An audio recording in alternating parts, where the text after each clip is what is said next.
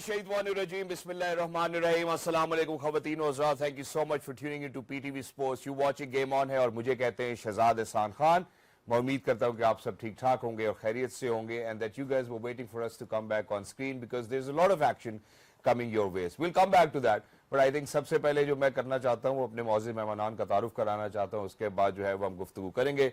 खवातीन व हज़रात, हमारे साथ PTV Sports इस्लामाबाद स्टूडियो से शामिल गुफ्तगू होंगी. Or obviously, you know, the only female women cricketer from Pakistan who happens to be the only one who's been inducted in the Hall of Fame, ICC Hall of Fame, Alhamdulillah, the only women cricketer.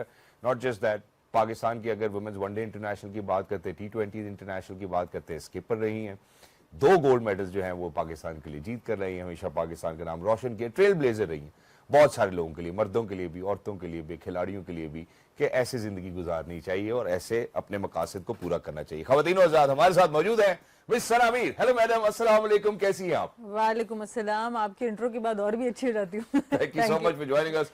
Wonderful to have you over here. और इसी के साथ साथ ऐसा नहीं है कि हमारे साथ स्टूडियोज में अगर हमारे मौजूद मेहमान मौजूद नहीं होंगे तो वो हमें ज्वाइन नहीं करेंगे, क्योंकि मेरा ख्याल है जितनी आप लोग उनसे सवालात और जवाबात और उनके एनालिसिस सुनना चाहते हैं, हम भी कोशिश करते हैं कि उनको शामिल गुफ्तगू जरूर रखें.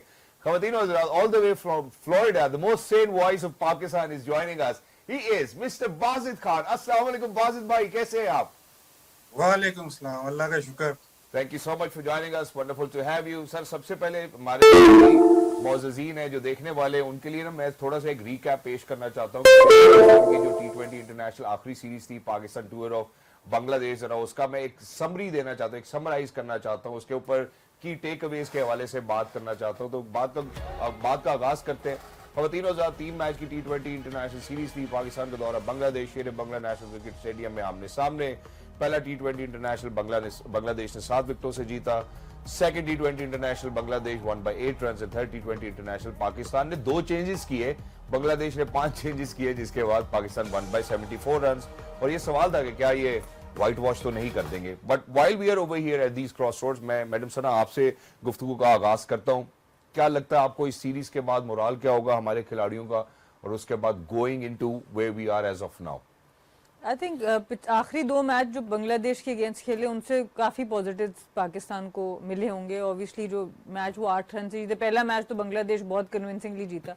दूसरे मैच में अगर आप देखें तो 1-2 चेंजेस हमने किए, अभी भी बेस्ट 11 नहीं खिलाई, लेकिन बहुत क्लोज चले गया था पाकिस्तान वो मैच जीतने के, और वो जीत जाता तो ऑब्वियसली सीरीज में चांस बड़ा अच्छा था. पर एक्चुअल जो 11 थी, जो उस कंडीशंस के मुताबिक सबको समझ आई थी, जो अवेलेबल रिसोर्सेज में से बेहतरीन 11 थी, वो पाकिस्तान ने खिलाई आखिरी मैच में, और वहां पर बहुत ही बड़ा मार्जिन आपको नजर आता है. तो इसलिए बहुत इंपॉर्टेंट होता है जब आप सिलेक्शन कर रहे होते हैं, जब आप कंडीशंस रीड करना एक बहुत बड़ा आर्ट है, जो आपके थिंक टैंक को, कप्तान को, कोच को बड़ा ज़रूरी होता है कि जितनी जल्दी आप वो कर सकें, ताकि आप अपने बेहतरीन प्लेयर्स को वहाँ से पिक कर सकें और उनको यूटिलाइज कर सकें. तो आई थिंक ये going forward is going to be a very important factor. Young captain है आपके पास, माइक हैसन भी इस टीम को अभी देख रहे हैं, दूसरी सीरीज है उनकी, तो उस तरह से नई आपके पास मैनेजमेंट है. तो उन 2 मैचेस से ये पॉजिटिव ज़रूर होगा कि जब आप ठीक टीम खिलाते हैं तो इस टीम का पोटेंशियल कितना है, इन प्लेयर्स का पोटेंशियल कितना है, तो उसकी आपको टेंशन इतनी नहीं है कि आपके पास फायर पावर इतनी है that can upset other teams. Yes, we have it. पर किन कंडीशंस पे कौन से प्लेयर्स को खिलाना है वो हमें कितनी देर में समझ आएगा, वो एक बड़ा चैलेंज है. उसके लिए मेरा ख्याल है कि समझदार के लिए इशारा काफी. आपने कहा कि whatever the available resources were, उसमें से जो आपने बेस्ट अपनी कॉम्पोजिशन खिलाई, उसके अंदर मेरा ख्याल है आखिर में हमारे पास कुछ पॉजिटिव टेक अवेज जरूर थे. क्या थे बाजिद भाई? आपको क्या लगता है कि बांग्लादेश सीरीज में आखिरी जो 2 गेम्स है जिनका मैडम सना ने भी तस्करा किया, पाकिस्तान के लिए what were the positive take Awez?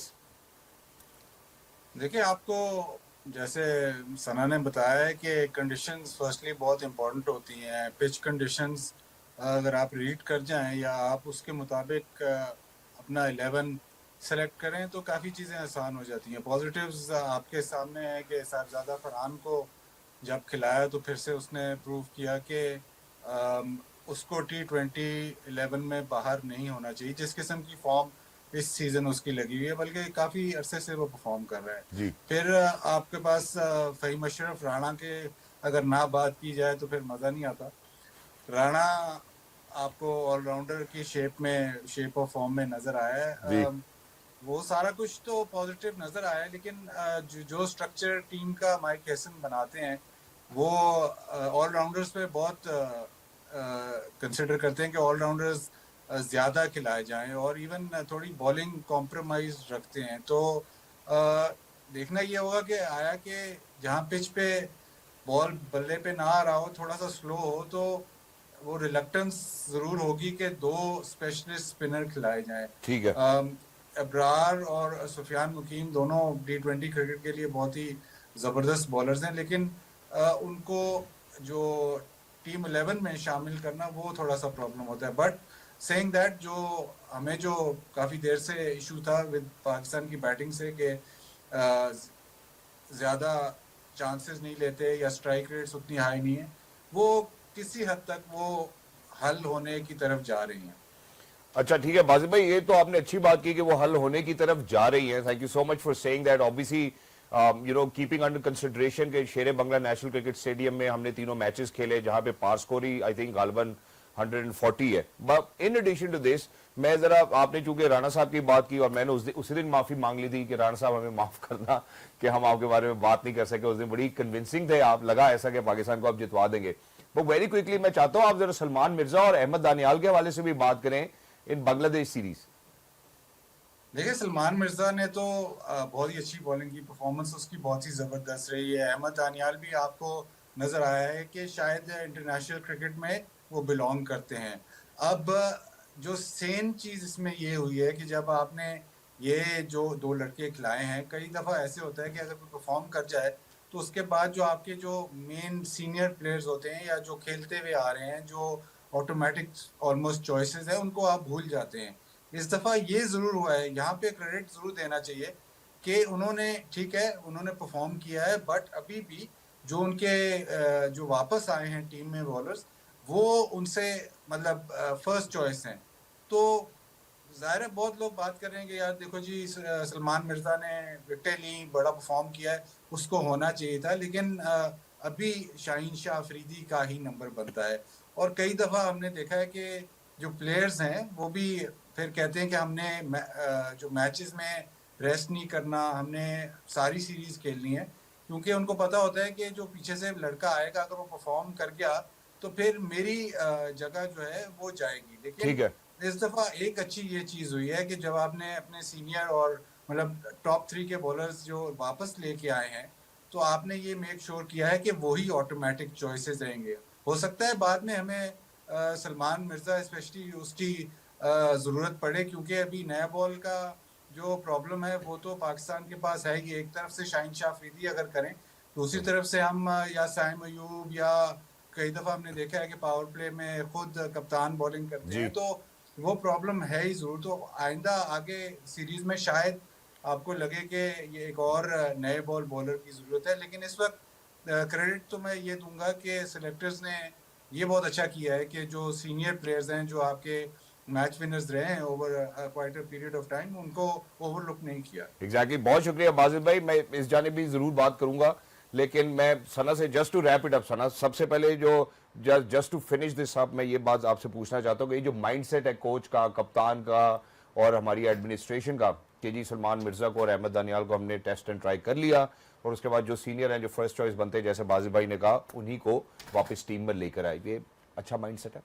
बिल्कुल, आई थिंक देखिए, आपको जब आप वर्ल्ड कप की तैयारी कर रहे होते हैं, हम बात करते हैं एक्सपीरियंस की, हम बात करते हैं कि बांग्लादेश को उस तरह हम टफ टाइम उन विकेट्स भी नहीं दे सके जिस तरह की बॉलिंग आपने मुस्तफीज़ की देखी कि जी 4 विकेटें ले ली 6 रन दे के, इस टाइप की स्पेल हमें नज़र, बहुत अच्छी बॉलिंग की, पर वो स्पेल जो होता है वो आपका एक सीनियर बॉलर, एक्सपीरियंस बॉलर ही उन पिचेस पे भी कर सकता है। ठीक है। यंगस्टर्स भी आगे कर सकते हैं, बट प्रोबेबिलिटी ज़रा थोड़ी कम हो जाती है। आपको एक मिक्स चाहिए, और वर्ल्ड कप के लिए ऑब्वियसली आप चाहेंगे कि आपके एस बॉलर्स तैयार हों और आप उनको भी मौका देंगे। उनको जिस वक्त रेस्ट कराया गया होगा उस वक्त कम्युनिकेट किया गया होगा कि हम चाहते हैं आप इन चीज़ों के ऊपर काम करें।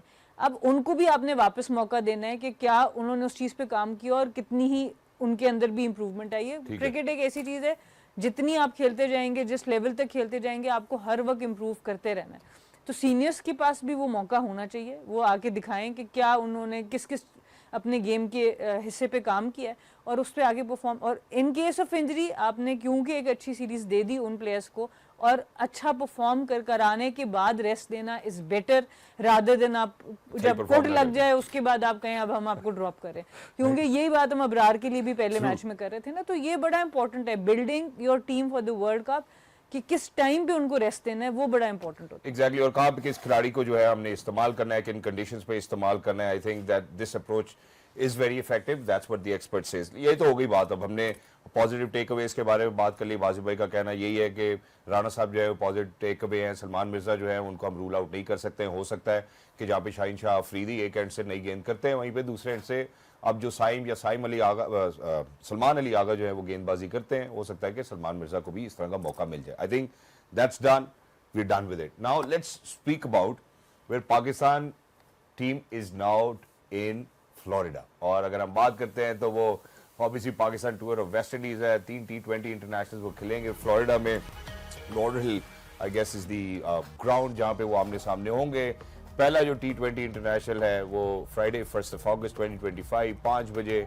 फिर उसके बाद सेकंड T20 इंटरनेशनल संडे 3 अगस्त 2025 and then third T20 international Monday 4 अगस्त 2025। और वो दो टीमें अब आमने सामने आ रही है कि अगर हम 80s और 90s में इन टीम्स के हवाले से बात करें तो मेरा ख्याल है गालिबन ये सबसे ज्यादा मार्केटेबल टीम्स थी जो कि आज नहीं है। मैं जरा सबसे पहले जो है मैडम सना से पूछना चाहता हूँ। Madam Sana, how do you feel about Pakistan West Indies coming together, जो कि 80s और 90s में कभी बहुत ही मार्केटेबल टीम्स हुआ करती थी।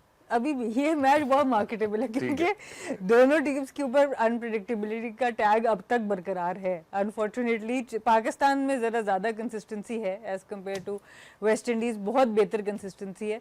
बट अभी भी वेस्ट इंडीज़ की टीम भी एक दिन उठ के सुबह क्या करे ये आपको पता नहीं होता। और हमारे भी हाँ, और उनके पास भी मैच विनर्स ऐसे हैं कि उन्होंने ऑस्ट्रेलिया के अगेंस्ट भी 200 भी ऊपर लगाया बोर्ड पे, वो अलग बात है। फील्डिंग अच्छी नहीं की, बॉलिंग उस तरह की नज़र नहीं आई कि वो उसको डिफेंड कर सकें।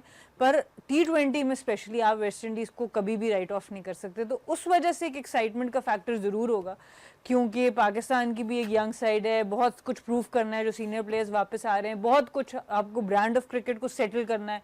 हम चाह रहे हैं स्ट्राइक रेट को इम्प्रूव करना, पर उसमें गलतियाँ भी हो रही हैं। सो उसकी वजह से एक आउटसाइड चांस जरूर रहेगा वेस्ट इंडीज के पास to have a mini collapse in batting. एक जबरदस्त इनिंग्स उनकी बैटर्स की तरफ से नजर आ जाए, 1 या 2, तो वो they can take the game away. So वो सारी चीजों को सामने रखते हुए ये सीरीज ऐसी होगी कि मजा आएगा। कुछ कह नहीं सकते, कुछ कह नहीं सकते आप अभी से। ठीक है, on paper Pakistan may be favourites, but I would still say कि सीरीज एक्साइटिंग होगी। anything can happen at any point of time, ladies and gentlemen. That's what cricket is. Bazid bhai, West Indies coming into this series 5-0 Australia, and Pakistan coming into this series 2-1 against Bangladesh. What do you make of it? पहले तो आपको मुझे दाद देनी है। आज लगता है को पढ़ के आए हैं कहीं से। ये सारी जो इन्फॉर्मेशन है ना, ये कान में नहीं आई, ये पहले होमवर्क करके आए हैं आप। अल्हम्दुलिल्लाह, ये टीम वर्क हम करते रहते हैं। टीम वर्क नहीं, ये आप होमवर्क अकेले में करके आए हैं, ये टीम वर्क नहीं है। बीके दूर जाके आपको कदर आ गई है शहजाद की। नहीं, शहजाद ने जो जिस किस्म का सवाल किया ना, वो मैंने कहीं पे पढ़ा हुआ है, तो इसलिए मुझे लगा है कि ये पढ़ के आया है आज। यार आप भी आज पूरी तैयारी से आए हैं। हाँ जी बाज़िल भाई, मैं दूर हूँ तो आए बाय शाय नहीं हो सकता, तो ये पढ़ के आया। अच्छा फिर सवाल की तरफ आए अब वापस। यार सवाल आप मुझे भूल गया। मैं ये कह रहा था कि West Indies coming in after 5-0 defeat from Australia and Pakistan coming in after 2-1 for a loss from Bangladesh. देखिए, वेस्ट इंडीज सिर्फ ये 5-0 नहीं है, उससे पहले भी थोड़ा T20 में पाकिस्तान भी स्ट्रगल कर रहा है, लेकिन शायद वेस्ट इंडीज ज्यादा कर रहा है। वो तो बांग्लादेश से भी वाइट वॉश हुए घर पे, तो वो उनको प्रॉब्लम जरूर है। प्रॉब्लम बॉलिंग में ज्यादा है। अभी सना ने बताया कि 200 रन उन्होंने किए। बैटिंग में उनके पास पावर हिटर्स हैं, लेकिन जो बॉलिंग है वो डिफेंड नहीं कर पा रही, ना कोई इनरोड्स नए बॉल से देती है, तो वो प्रॉब्लम उनको ज़रूर है। एक जो सुनने में ये आया अभी तक, अभी जो लीग यहाँ पे हुई अमेरिका में, वहाँ पे ये जो वेन्यू है फोर्ट लॉडरडेल का, यहाँ पे सबसे कम रन हुए, तो 150 160 जो था वो ऑलमोस्ट एवरेज स्कोर था। तो अब देखना यह है कि आया कि दोनों टीमें जो हैं वो अब पावर बेस, मतलब पाकिस्तान भी उसी तरह खेलेगी, वेस्ट इंडीज़ भी उस तरह खेलती है, तो इस पिच पे अडेप्ट कैसे करते हैं। मैंने जो वेस्ट इंडीज़, मतलब हम तो दूर से ही देखते हैं, लेकिन जो ऐसे लगा है कि शायद जो बॉलिंग है वो सेटल नहीं हो पा रही। अगर उनकी बॉलिंग थोड़ी सी भी सेटल हो जाए, थोड़ी सी इनरोड्स उनको शायद पावर प्ले में या मिडल ओवर्स में कोई विकेटें मिल जाए, तो वो उनकी बैटिंग ऐसी है कि वो मैच जीत सकते हैं। तो ठीक है। इंटरेस्टिंग होगा। जाहिर है वेस्ट इंडीज को आप कभी भी वाइट बॉल क्रिकेट में कभी भी राइट ऑफ नहीं कर सकते। उनके पास ऐसे प्लेयर्स हैं जो अकेला ही मैच को लेके जा सकते हैं। तो वो जरूर कंपटीशन तो बहुत होगा, लेकिन ऑन पेपर या गोइंग इनटू द सीरीज आप ये जरूर कहेंगे कि पाकिस्तान थोड़ा स्लाइटली फेवरेट्स होगा, स्पेशली जो इनके पाकिस्तान के बॉलर्स वापस आ रहे हैं। अब देखना ये है कि अब वो जो बॉलर्स जो जिनकी हम बात कर रहे हैं, या शाहीन हो गया या हारिस रऊफ हो गए, वो इस सीरीज में कैसी बॉलिंग करते हैं या अपने कमबैक पे क्या कुछ करते हैं। क्योंकि सारी जो अब जो फोकस ज्यादातर होगा, जो भी मैच देखेगा ज्यादा फोकस जो होगा वो इन दो पे ही होगा कि अब ये टीम में वापस आई। इवन हसन अली तो अब ये टीम में वापस आए हैं, तो पाकिस्तान का बॉलिंग अटैक जो है वो अब कैसा परफॉर्म करेगा। Exactly, thank you so much बाजी भाई, हमारे साथ ही रहिएगा। मैडम सना भी हमारे साथ है। हम जरा एक छोटे से वक्फे की जानिब बढ़ना चाहते हैं। जैसे ही वक्फे के बाद वापस आएंगे तो जो बाजिद भाई ने कुछ पॉइंट्स रेज किए हैं ऑब्वियसली उसके ऊपर गुफ्तगू करेंगे, लेकिन सबसे पहले जरा टीम कॉम्पोजिशंस कॉम्बिनेशंस के ऊपर बात करेंगे। स्क्वाड देखते हैं एक दफा कि क्या तब्दीलियां हैं, going Pakistan tour of Bangladesh के बाद अब Pakistan tour of West Indies में क्या क्या तब्दीलियां नजर आती हैं हमें अपने स्क्वाड में। Stay with us, don't go anywhere, will be right back. Game on है। Welcome back. हमारे साथ जुड़े रहने के लिए बहुत बहुत शुक्रिया। Obviously will be bringing you non stop action live from Lauderhill Florida, where it's going to be Pakistan versus West Indies in the first टी20 इंटरनेशनल्स, जहां पे बाजिद भाई ने ब्रेक से पहले ये तस्करा किया था कि यार वेस्ट इंडीज भी कोई बहुत ही अच्छी टीम नहीं है। मतलब पिछले अगर हम 12 टी20 इंटरनेशनल्स की बात करते हैं तो वो सिर्फ एक ही जीत पाए, आई थिंक गालिबन 2024 है आयरलैंड के खिलाफ। बांग्लादेश से भी हारे, इंग्लैंड से भी हारे, ऑस्ट्रेलिया से भी हारे। अब जरा पाकिस्तान की पिक्चर भी पेंट कर देता हूं। पाकिस्तान के हवाले से बात करते हैं तो मई 2024 के बाद से हमारे टी20 इंटरनेशनल के 4 कप्तान तब्दील हो चुके हैं और मुतअद्दिद कोचेस भी तब्दील हो चुके हैं। और अगर बात करते हैं तो यूएसए से हम, आयरलैंड से, जिम्बाब्वे से, बांग्लादेश से भी मैचेस हारे, और ना सिर्फ ये बल्कि न्यूजीलैंड से 4-1 से हमें शिकस्त हुई। अब जो बात करने की है कि अगर अब हम सलमान अली आगा और अपने कप्तान के हवाले से बात करते हैं तो जो अब स्क्वाड लॉडरहिल फ्लोरिडा में है, मौजूद है, और जो वेस्ट इंडीज के अगेंस्ट खेलेगा, क्या लगता है हमारे एक्सपर्ट्स को उनको देखकर कि यार वाकई ये स्क्वाड ही खेलना चाहिए अगर हम एशिया कप और वर्ल्ड कप को आगे अपना फोकस समझते हैं? जी सर। देखिए ओवरऑल अभी तो ऑब्वियसली अभी फिर भी मैं समझती हूँ उनको एक टॉप टीम के साथ जब तक आप नहीं देखेंगे आपको फुली अंदाज़ा नहीं होगा। बट जो ओवरऑल आपको बॉलिंग नज़र आती है उसमें जब वापसी होती है शाहीन की, हारिस की और हसन अली की, तो ये एक बॉलिंग लाइनअप ऐसी नज़र आती है कि तगड़ी है। उसके साथ आपके पास फहीम अशरफ भी हैं, स्पिनर आपके पास सुफियान को अभी तक हमें नहीं पता, इंटरनेशनल क्रिकेट में उन्होंने बहुत अच्छा किया साउथ अफ्रीका के बाद, उसके बाद से ड्रॉप किया गया है कि वो अब जब दोबारा उनको मौका मिलता है वो कैसा खेलेंगे। बैटिंग में आपके पास अब ऑप्शंस हैं।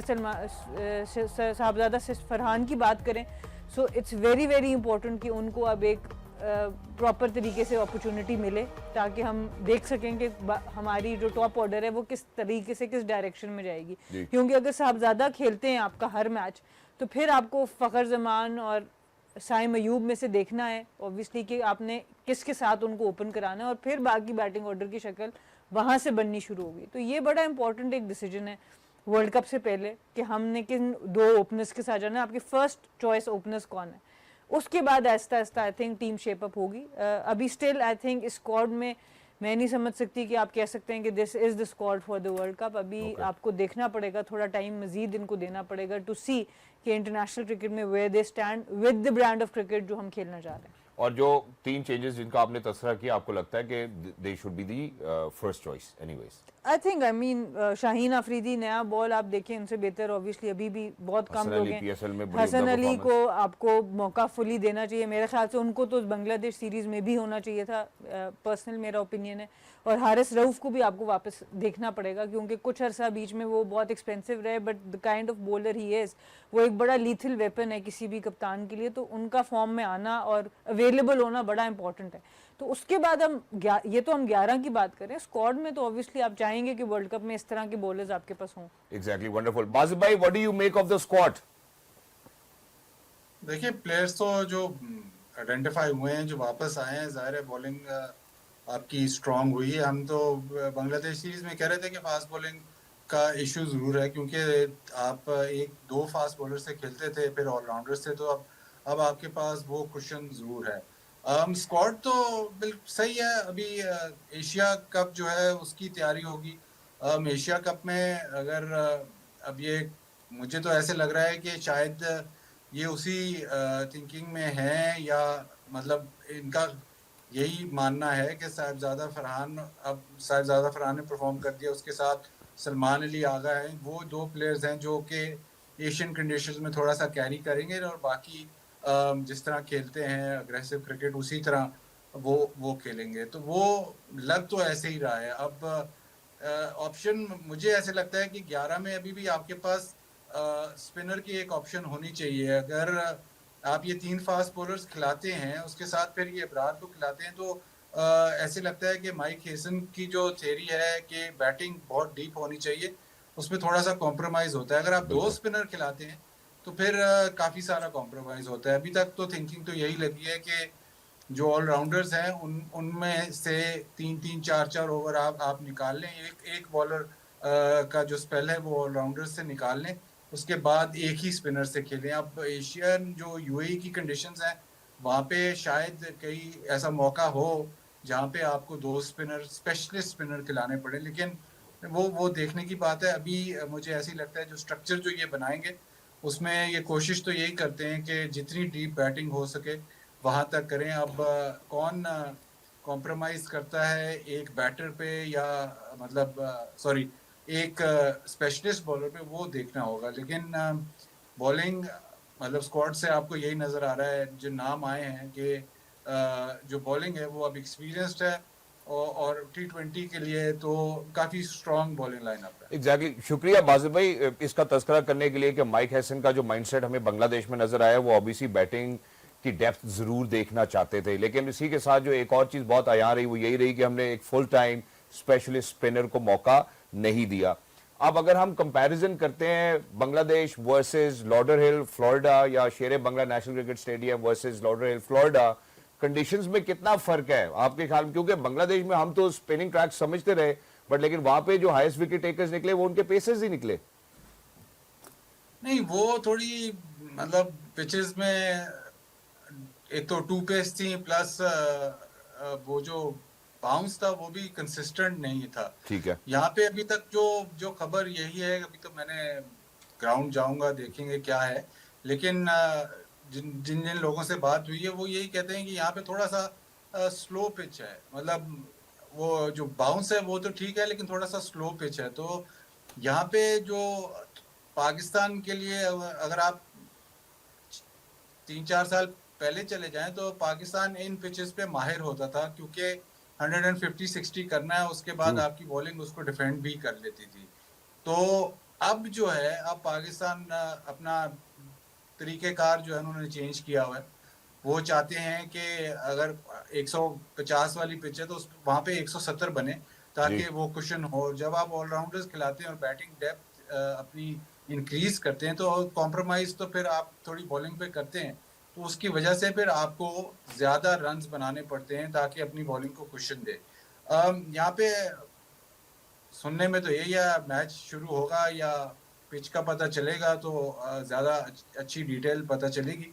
लेकिन क्योंकि स्लो पिच होगी तो चैलेंज यही है कि ऑलराउंडर्स, मुझे तो ऐसे ही लगता है कि ऑलराउंडर्स के साथ ही जाते हैं, लेकिन पहला T20 दूसरा T20 में कहीं ऐसा मौका भी शायद बन जाए जहाँ पे आपको 2 स्पेशलिस्ट स्पिनर्स खिलाना जरूरी हो। तो वो अभी तक बहुत रिलक्टेंस नजर आई है, क्योंकि इस्लामाबाद यूनाइटेड में भी आपने देखा कि कोशिश यही करते थे कि बैटिंग जितनी लंबी हो सके, जितने ज्यादा ऑलराउंडर्स हों उतने खिलाए जाएं, और वो ही कैरी ऑन किया है पाकिस्तान की टीम में। तो कोच का तो मानना यही है। अब देखना पड़ेगा कि कंडीशंस के हिसाब से आया कि वो कॉम्प्रोमाइज करते हैं, या कंडीशंस ऐसी बनती हैं जहाँ पे 2 स्पिनर्स कंडीशन मांगती हैं, लेकिन वो परस्यूट अपने ऑलराउंडर से ही स्पिन बॉलिंग का कराएंगे। Exactly, wonderfully explained. अब जो एक और मुद्दा है जिसको मैं जरूर छेड़ना चाहता हूं, जो कि मैडम सना आप ही ने उसका तस्करा भी किया, और इससे पहले जब हमारी भाईजान के साथ भी गपशप हुई थी तो उन्होंने कहा तीनों खेलते हैं,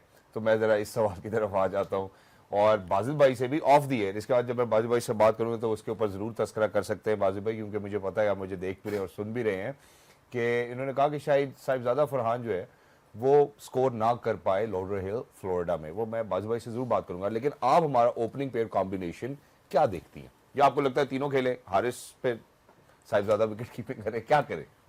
देखिए मेरे नज़दीक साहबजादा को तो खेलना चाहिए जिस ठीक है। तरह की उनकी परफॉर्मेंस है। देखिए जो ये प्लेयर का काम है कि वो पिचेस को एडजस्ट करे, वो हम सबको गलत प्रूफ करे कि मैं इस पिच पे भी रन कर सकता हूँ और इस पिच पे भी रन कर सकता हूँ। जिस तरह की इनिंग्स इन्होंने दोबारा खेली वही डेड रबर ही था, सीरीज बांग्लादेश जीत चुका था, पर जो डोमिनेंस और जो टोन सेट की साहबजादा ने उस पिच पे आके जहाँ किसी भी बैटर से इतनी फ्लो में क्रिकेट नहीं खेली जा रही थी, वो दिखाता है। एक तो ऑब्वियसली एक प्लेयर की स्किल तो दिखाता है, बट उसकी थर्स्ट दिखाता है कि वो कब से परफॉर्म कर रहा है, वो रन्स पे रन्स किए जा रहा है पर बाहर बैठ रहा है।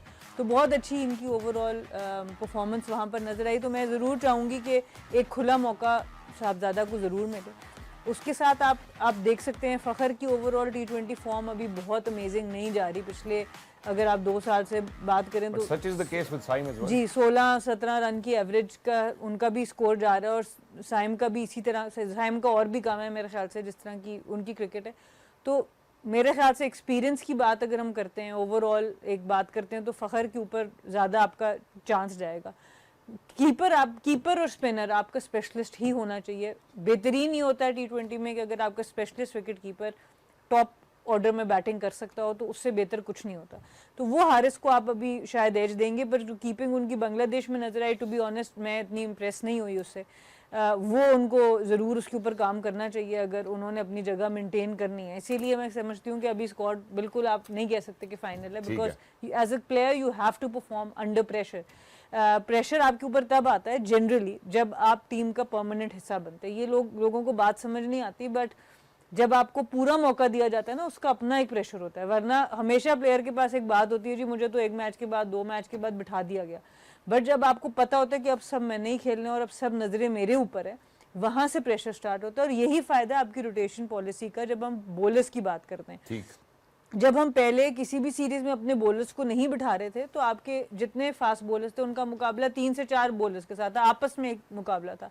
अब उनका मुकाबला 6 से 7 बॉलर्स के साथ आ गया, क्योंकि हम भी जाएंगे, अच्छा सलमान मिर्जा ने ऐसे किया है तो शाहीन ऐसे, इवन दो कि कोई कंपैरिजन अभी बनता नहीं है, दोनों की एक्सपीरियंस बहुत फर्क है, बट एक डिबेट शुरू हो जाती है, एक प्रेशर आपके ऊपर बिल्ड होता है और इस प्रेशर में से ही प्लेयर को निकल के परफॉर्म करना है, ताकि जब बड़ा प्रेशर आए वर्ल्ड कप का या बड़े टूर्नामेंट का, एशिया कप का, तो आप उस प्रेशर में से निकल सकें, बिकॉज आपने ये छोटे मोटे प्रेशर्स देखे होते हैं। Exactly, that's wonderful and which certainly means कि बाजी भाई ने जो बात की थी वो ऑब्वियसली ठीक है कि यार शाहीन को, हसन को और हारिस को इन सबको जरूर देखना होगा। बाजी भाई, since we are speaking about the opening pair combination, what will be your favourite? और अब जो आप कंडीशंस के हवाले से बात करें, आपको लगता है कि साहिबजादा यहाँ पर भी स्कोर कर सकता है, क्योंकि आपने कहा स्लो पिचेस हैं? देखिए साहिबजादा तो किसी सूरत में बाहर नहीं होते। अगर आप उनको फिर बाहर कर देंगे तो बहुत बड़ी ज्यादती है। उनको पहले आपने काफी दफा खिलाया, गलत नंबर पे खिलाया, और फिर जब वो रिकॉर्ड करके आते हैं वापस टीम में तो तब भी आप उसको नहीं खिलाते। बांग्लादेश को होम सीरीज में जब आप उसको खिलाते हैं तो वो रन्स कर देता है, अगले मैच में आप उसको कीपिंग कराते हैं, उससे रन्स नहीं होते, और जब आप बांग्लादेश जाते हैं तो वो सडनली दोबारा आपका सेकंड चॉइस बन जाता है, और जब उसको आप खिलाते हैं इवेंचुअली तो फिर वो रन्स कर देता है। तो इस वक्त वो इतने ज्यादा रन्स कर रहा है कि आपकी इस स्क्वाड में वो फर्स्ट चॉइस ओपनर ही बनता है। अगर आप उसको अब नहीं खिलाएंगे, अगर आप उसको अब वो कॉन्फिडेंस नहीं देंगे कि नहीं जी आप हमारे फर्स्ट चॉइस हो, आप ये मैचेस खेलोगे, तो आप उसके साथ बहुत बड़ी ज्यादती कर रहे हो, क्योंकि इससे ज्यादा वो कर क्या सकते हैं और इससे ज्यादा क्या करें। मतलब इतने ज्यादा रन्स तो मतलब T20 क्रिकेट में कंसिस्टेंट रन्स करना, इतने ज्यादा रन्स करना मतलब मामूली बात नहीं है और आम बात नहीं है। तो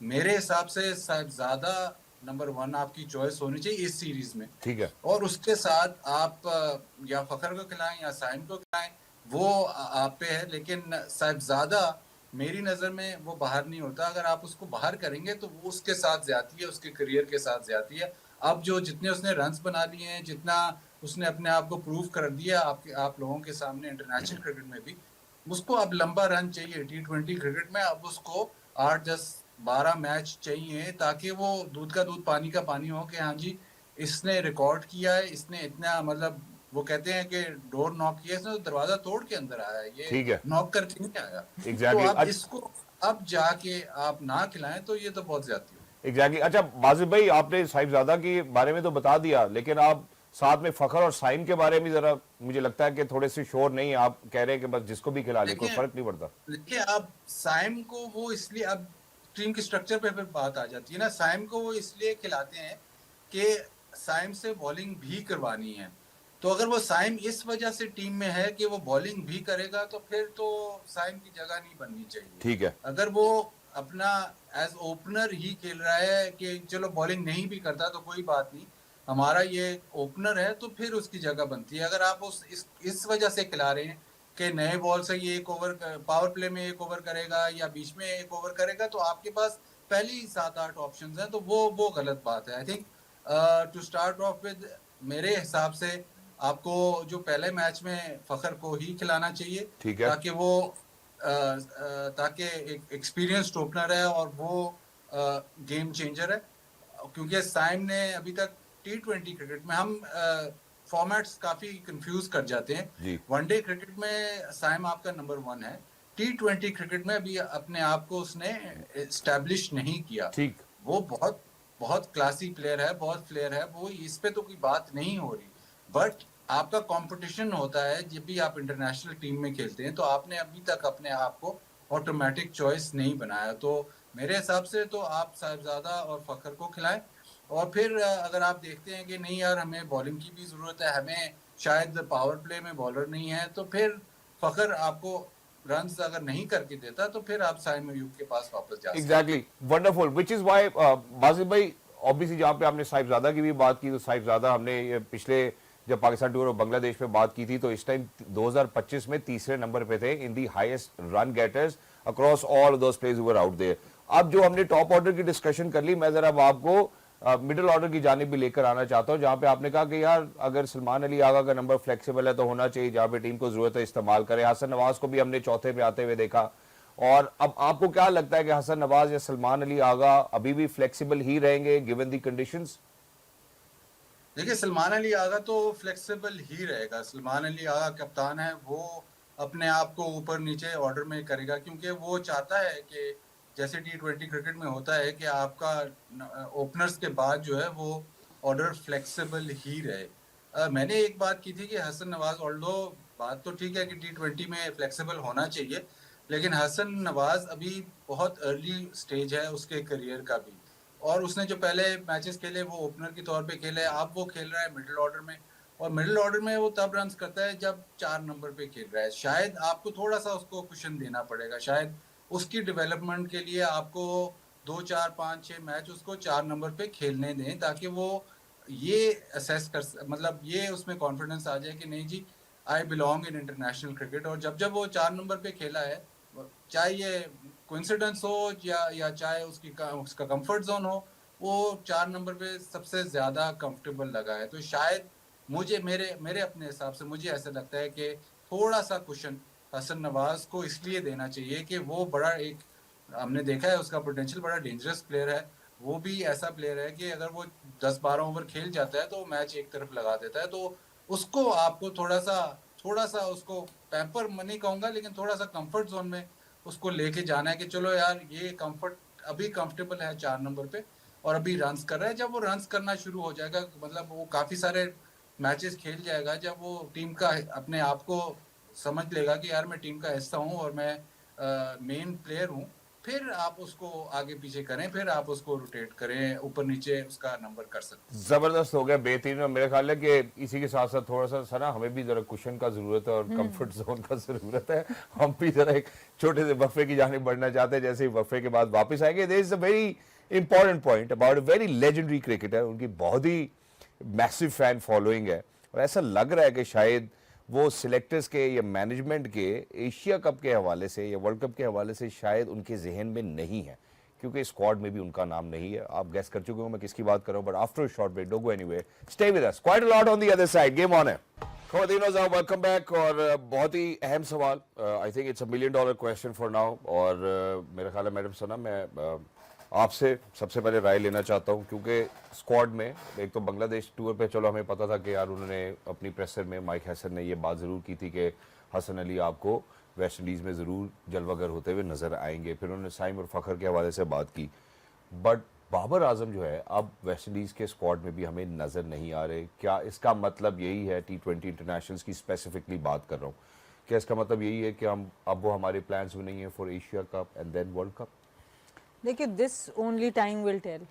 एक तो इतनी लंबी प्लानिंग पाकिस्तान में है भी बड़ी मुश्किल, लेकिन इसका बहुत डिपेंड करेगा सलमान अली आगा की अपनी फॉर्म के ऊपर, और साहबजादा का जो फैक्टर है वो बड़ा इंपॉर्टेंट होगा। अगर तो साहबजादा परफॉर्म कर जाते हैं टॉप ऑर्डर में और एज एन ओपनर, और जो गियर शिफ्टिंग उनकी हम देखते हैं कि वो दोनों तरह से खेल सकते हैं, अगर तो वो उस तरह की क्रिकेट खेल गए तो फिर तो रास्ता मुझे मुश्किल नज़र आता है। लेकिन अगर खुदा न खास्ता करंट टीम में फेलियर होता है तो फिर अपॉर्चुनिटी बनेगी, और वनडे में ऑब्वियसली बाबर के पास फुल चांस है, वो दिखाएंगे क्या उन्होंने किया। और बाबर की अगर आप खाली स्टैट्स की बात करते हैं तो ऑलमोस्ट 130 का स्ट्राइक रेट उनका है T20 क्रिकेट के अंदर, एवरेज भी बहुत हेल्दी है।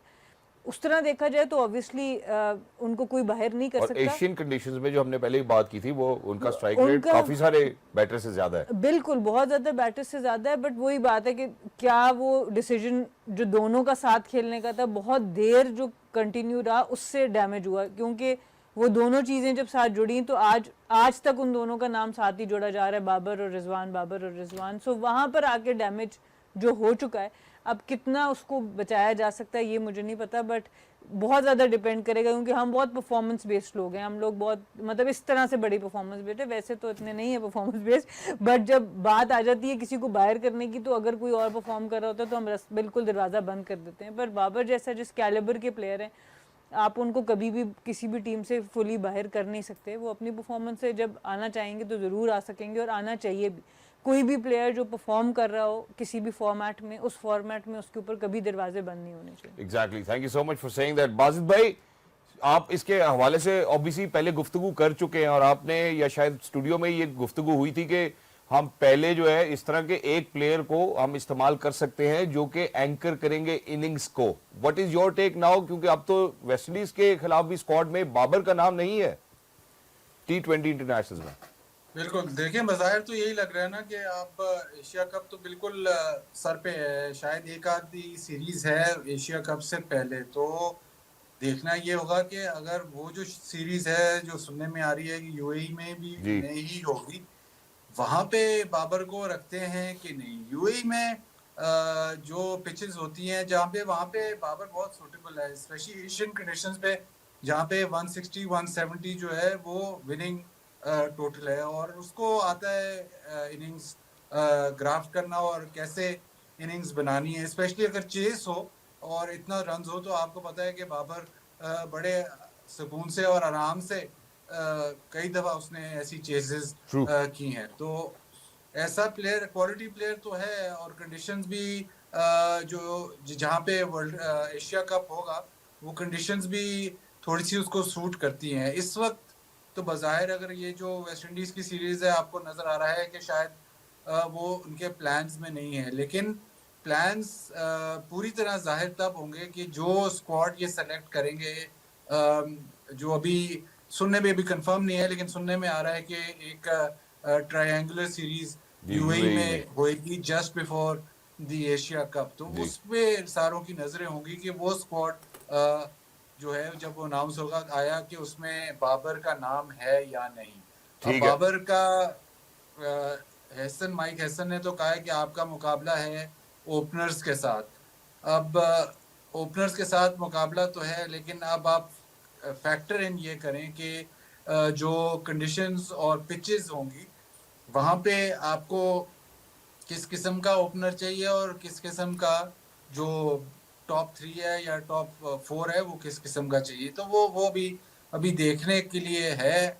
अभी मेरे हिसाब से अभी कम्प्लीटली आप ये ना कहें कि जी बाबर को एशिया कप में जगह नहीं मिलेगी, क्योंकि तब आप कह सकते हैं कि जब एशिया कप से पहले वो जो ट्रायंगुलर सीरीज है उसमें जो टीम सेलेक्ट होगी, आई थिंक वो आपको सारी इंडिकेशन दे देगी कि एशिया कप में कौन खेलता है या नहीं खेलता। ठीक हो गया बाजिद भाई, वेरी क्विकली मुझे सिर्फ ये बता दें, क्योंकि हमारे जितने भी प्लेयर्स हैं ऑब्वियसली काफी सारे फॉर्मेट्स खेलते रहे हैं पास्ट में भी, अब भी। तो अगर बाबर जो है, चूंकि वनडे इंटरनेशनल में तो वो है भी, उनका नाम भी है और वो खेलेंगे भी फॉर श्योर, अगर वहां अच्छे रन देते हैं तो क्या हम ये उम्मीद कर सकते हैं कि शायद T20 इंटरनेशनल में भी उनकी वापसी हो जाए? देखिए, अब ऐसे लग रहा है कि एक जो माइक हेसन या मैनेजमेंट में जो थिंकिंग बनाई भी है उसके मुताबिक बाबर खेलेगा या उसके मुताबिक उनको प्लेयर चाहिए होगा तो वो सिलेक्ट करेंगे। वनडे में वो रन्स करे, बिल्कुल जरूर करे, और हमारा वनडे का नंबर 1 बैटर है वो रन्स करेगा, लेकिन आई डोंट थिंक कि उसका इतना ज्यादा इम्पैक्ट होगा। इम्पैक्ट यही है कि उनके प्लान्स में, उनके जो टॉप 6 के प्लान्स में यूएई की कंडीशंस के हिसाब से कैसे प्लेयर्स चाहिए। तो वो अगर ये सोच रहे हैं कि हाँ नहीं, एक क्वालिटी प्लेयर, एक प्लेयर हमें ऐसा चाहिए जो यूएई में स्पेशली जो 10, 15, 20 ओवर खेल जाए और मतलब 130-40 के स्ट्राइक रेट से खेल जाए, तो वो फिर उस तरफ जाएंगे। अगर उनके प्लान्स में ये नहीं है तो वनडे के रन्स मेरा नहीं ख्याल के इतना मैटर करते हैं। हम तो दुआ करते हैं कि रन्स करे, हम तो दुआ करते हैं सब रन्स करें, लेकिन अगर वहां पे वो रन्स करे तो सोशल मीडिया और वहां पे प्रेशर तो पड़ेगा, लेकिन इस वक्त जो टीम मैनेजमेंट है उसको मेरे ख्याल से काफी पावर दी गई है, और जिस किस्म का माइक हेसन चाहते हैं कि टीम बिल्ड की जाए वो उसी हिसाब से होगी। तो ये ठीक तो हो गया, मैनेजमेंट ही बताएगी। ठीक हो गया, वंडरफुल वंडरफुल। एंड अब जो मेरा ख्याल है करने वाली बात है वो यही है कि हम जरा वेस्ट इंडीज के स्क्वाड पे भी नजर डालें, नजरसानी करें। और सना, ये I think I will put you to task over here, please go ahead, take us through. देखिए, इस वक्त जो इन फॉर्म प्लेयर्स हैं वेस्ट इंडीज़ के, वो उनके कप्तान हैं शाय होप, बड़ी अच्छी क्रिकेट ओवरऑल खेल रहे हैं। रॉस्टन चेज अगर देखिए उनको, वो भी अच्छा कर रहे हैं ओवरऑल। अकील हुसैन हमेशा से बहुत अच्छे रहे। जेसन होल्डर इन पिचेस के ऊपर काफ़ी तंग कर सकते हैं, उन्होंने PSL में भी बड़ी अच्छी परफॉर्मेंसेस दी। और उसके बाद जो उनकी बाकी जो बॉलिंग लाइनअप है वो इतनी ज़्यादा इफेक्टिव नज़र नहीं आती। जॉनसन चार्ल्स भी हैं उनके पास टॉप ऑर्डर में, विकेट कीपर बैटर हैं, शर्फेन रदरफोर्ड हैं बॉलिंग में ऑलराउंडर। तो ओवरऑल अगर आप देखें तो बैटिंग फिर भी इनकी नज़र आती है कि थोड़ी तगड़ी है T20 के लिए, इस फॉर्मेट के लिए। पर बॉलिंग में अभी 5 जो बॉलर्स का एक प्रॉपर यूनिट होता है कि जिसको आपको पता हो कि इन 5 ने अपने 4-4 ओवर्स पूरे करने हैं, वो आपको नज़र नहीं आता। तो वहाँ पर ऑब्वियसली पाकिस्तान के पास बहुत मार्जिन है कि उसको एक्सप्लॉइट कर सकते हैं। जब भी आप चेस कर रहे होते हैं, टारगेट सेट कर रहे होते हैं, आप बॉलर्स को टारगेट करना चाहते हैं कि इस बॉलर को हम ज़्यादा टारगेट करेंगे, तो वो हमेशा इनके जो 11 में 1 से 2 बॉलर्स आपको ऐसे मिल जाएंगे जिसके ऊपर आप वो चार्ज ले सकते हैं, जो कि ऑब्वियसली जो टॉप नेशंस होती हैं उनके अगेंस्ट आपको नहीं मिल रहा होता। Hence Pakistan is being referred to as favorites as well. Bazi bhai, what do you make of the West Indies squad against Pakistan tour of West Indies T20 internationals? देखिए, सना ने identify किया है कि bowling का ही इनको problem है। Batter तो एक आधा बैटर इनका अगर चल जाता है तो रन्स ये काफ़ी बना जाते हैं। बॉलिंग में इशू है ज़रूर, फास्ट बॉलिंग में भी और मिडल ओवर्स और पावर प्ले में स्पेशली, और फिर एंड के ओवर्स में भी इनको प्रॉब्लम है। तो वो ज़रूर टारगेट होंगे। अभी जो ऑस्ट्रेलिया के खिलाफ सीरीज़ हुई थी उसमें से भी मेरे ख्याल 2-3 प्लेयर्स इनके अनफिट हो गए हैं। ब्रैंडन किंग थे जो कि रन मारते, वो भी नहीं है। मेरे ख्याल हिटमायर भी थे, वो भी अनफिट हो गए हैं। तो थोड़ा सा वीकेंड स्क्वाड तो जरूर है, लेकिन वो ये होप कर रहे होंगे कि शायद पिच ऐसी हो जहाँ पे उनकी बॉलिंग सर्वाइव कर जाए। ऐसे इतना अच्छा पिच ना हो कि उनकी बॉलिंग पे बहुत ज़्यादा रन्स हो जाएं। तो वो कोशिश तो उनकी यही होगी कि उनकी भी यही कोशिश है कि वर्ल्ड कप की तरफ बिल्ड करें, लेकिन अभी तक उनकी बॉलिंग ने उनको अभी तक वो कॉन्फिडेंस या वो एश्योरेंस नहीं दी कि बाकी ये टीम जो है ये बाकी जो एलीट टीम्स हैं उनके साथ मुकाबला करेगी। और यही जो सारी डिस्कशंस यहाँ पे यही हो रही हैं कि उनकी बॉलिंग में क्या मतलब बेहतरी कैसे आएगी, और उनकी वो जो स्किल है वो T20 क्रिकेट में अभी तक थोड़ी सी अंडर पावर है। एग्जैक्टली और जहाँ पे आपने ऑब्वियसली मैडम सना ने भी और आपने भी तस्करा कर दिया कि बॉलिंग में पाकिस्तान के पास मौका जरूर है कि उनको एक्सप्लॉइट कर सकता है, लेकिन जो एक क्रूशल बात है जो बाजिद भाई ने की मैडम सना, वो ये कि इनका एक भी बैटर खड़ा हो जाए तो वो छक्के छुड़ा सकते हैं। तो अब मैं बात करूंगा जिनकी आपने ही बात की, वो इनफॉर्म है, वो कैप्टन भी हैं, विकेट कीपर भी हैं, Shai Hope, he can be destructive against Pakistan anyways.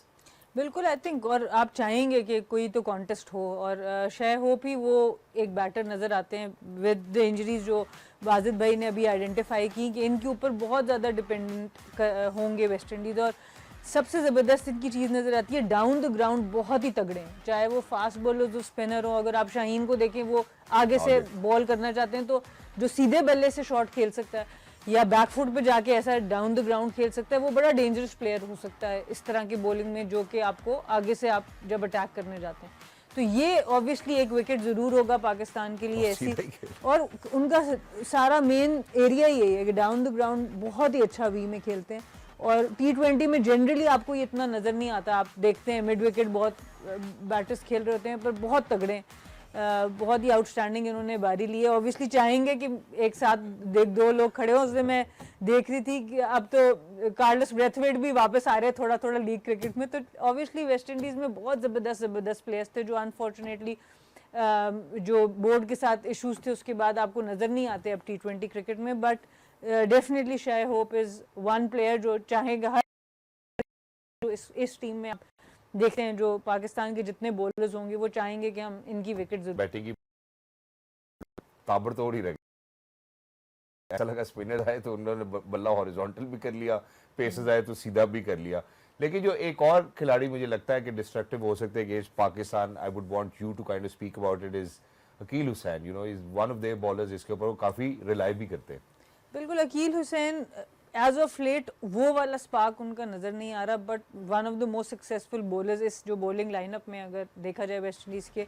Left arm spinner हैं, ज़्यादातर आर्म बॉल के ऊपर रिलाई करते हैं, बट नए बॉल पे इनका जो ओवरऑल कंट्रोल है वो बहुत ही अच्छा है। अक्सर इनको पावर प्ले में हमने बॉलिंग करते देखा, बैटर्स को मुश्किल डालते हैं, और उसके बाद डेथ में भी, क्योंकि लो ट्रेजेक्ट्री हैं और आर्म बॉल इनका बहुत अच्छा है, उसकी वजह से डेथ बॉलिंग में भी एज ए स्पिनर इनको यूज़ किया जाता है।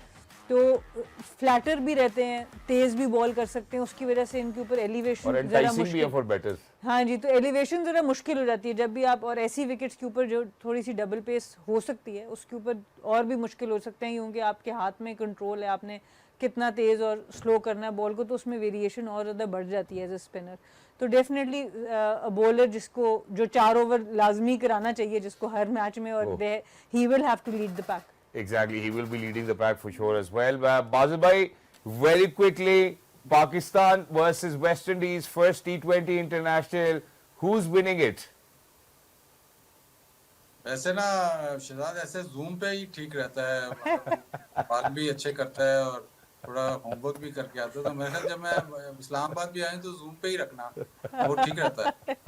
जी, आज कान में भी आवाजें बहुत अच्छी आ रही है। हाँ, ऐसे ही है। तो क्या what do you make of it, Pakistan और वेस्ट इंडीज? देखिए, मुझे तो ऐसे लग रहा है कि पाकिस्तान फेवरेट्स ही जाएगा। आई थिंक जो अभी तक जो इंफॉर्मेशन थोड़ी बहुत मिली है उसमें तो ऐसे ही है कि पाकिस्तान का थोड़ा सा पल्ले भारी है, लेकिन आप वेस्ट इंडीज को आपको पता है T20 क्रिकेट में कभी भी राइट ऑफ नहीं कर सकते, तो मैच क्लोज होगा, लेकिन आई थिंक फेवरेट्स पाकिस्तान ही है। Exactly, Basil bhai, thank you so much for your time. Thank you so much, for being out there, for all of your amazing fans and people who actually listen to you. Wish you best of luck for Lauderhill, Florida. आपका भी match अच्छा होता है और देखते हुए इंशाल्लाह मजा आएगा, हम भी इंजॉय करेंगे। साथ साथ मैसेज करता रहूंगा आपको, तो हमें भी बर वक्त बताते रहेगा कि क्या डेवलपमेंट हो रही है। Thank you so much for being with us, Basil bhai. Lovely to be in conversation with you. Ji, Madam Sana, what do you make of Pakistan versus West Indies, first T20 international? Of course, I think Pakistan looks a very balanced side overall. अगर squad देखिए, specially जो आपकी reinforcements आ गई हैं fast bowling में, वहाँ से बहुत ऑन पेपर पाकिस्तान की टीम स्ट्रॉन्ग नज़र आती है। उनकी अनफॉर्चुनेट इंजरीज भी हो गई हैं, जो बाजिद भाई ने जिक्र किया ब्रेंडन किंग का, हेटमायर का, तो वो भी एक काफ़ी बड़ी जो सेटबैक है वेस्ट इंडीज़ के लिए। तो ओवरऑल अगर देखा जाए पाकिस्तान डेफिनेटली फेवरेट, 100% कॉन्फिडेंस के साथ कह रहे हैं। बिल्कुल 100% confidence. Thank you so much, Madam Sana, for being with us. For everybody who's out there, खवातीन हज़रात, अपना बहुत सारा ख्याल रखिए, because from here onwards, ladies and gentlemen, there's a lot of action coming your way. Stay tuned to PTV Sports. Game on है, Allah Hafiz.